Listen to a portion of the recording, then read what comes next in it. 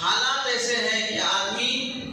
ہماری قوم میں سے مسلمان معاشرے میں سے ایک جماعت ایسی خاص ہو جائے جو صبح شام اللہ کی یاد میں لگی رہے، اور ایک جماعت ایسی پیدا ہو جائے جو مسلمانوں کے مسائل کے حل کرنے میں کوشش اور تدبیر کے لحاظ سے جو انتظامی کام کر سکتے ہیں اس میں وہ لگے رہے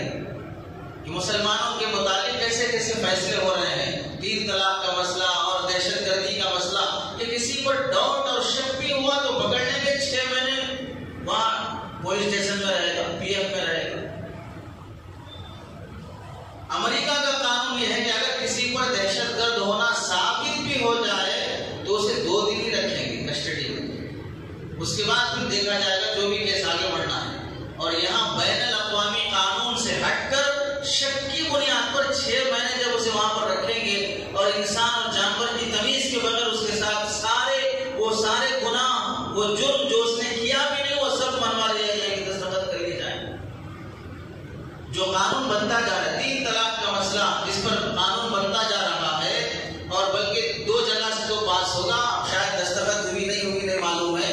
کہ اب یہ جو ایسا جمہوری اور سیکولر ملک میں اقلیت میں سے خاص طور سے مسلمانوں کو نشانہ بنا کر جو حالات بن رہے ہیں، اس میں ضروری ہے کہ ایک جماعت اللہ کی طرف متوجہ ہو کر ظالموں کے تسلط سے اللہ تعالی ہمیں محفوظ رکھے، اس کے لیے دعاؤں میں مشغول رہے، اور ایک جماعت وہ ہو جو تدبیر کے لحاظ سے پارلیمنٹ میں اور جہاں عدالتوں میں جو وہ احتجاج کر کے قانونی لحاظ سے جو کچھ کر سکتے ہیں وہ کرنے میں لگے رہے۔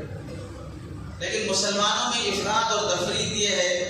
کہ جب ذکر کا موقع آتا ہے اس وقت اللہ کو بھلا کر تدبیروں میں لگے رہتے ہیں، اور جب تدبیر کا کوشش کا موقع آتا ہے اس وقت کوشش کرنے کے بجائے ذکر میں لگے رہتے ہیں۔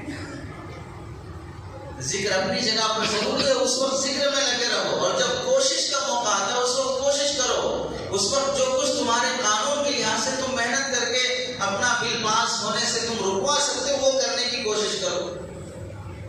جب ذکر کرنے کو کہا جائے تو کہیں گے ذکر کرنے سے کیا فائدہ ہوگا، اس وقت تو فلاں کرنا چاہیے، وہ کام وہ کرتا رہے، آپ یہ کام کرتے رہیں، دونوں سے چھٹکارا نہیں ہے۔ اگر ہم انتظامی اعتبار سے جتنا لڑنا تھا لڑ لیے، لیکن اللہ سے غافل ہو کے لڑ رہے تو ظاہر سی بات ہے وہ کامیابی نہیں ہو سکتی۔ اللہ کا دھیان اور یاد بھی رہے، اور پھر کوشش جس درجے کی ہونا اس درجے کی کوشش بھی ہوتی رہے، تب جا کے خدا نخواستہ پھر بھی فیصلہ ہمارے خلاف ہوا تو ہم اللہ کے پاس پکڑے نہیں جائیں گے۔ اس کے بعد پھر علماء کی ذمہ داری ہوگی کہ اب ملک کا جب ایسا قانون بن گیا تو ہمیں شریعت پہ کیسے عمل کرنا چاہیے۔ علماء بتائیں گے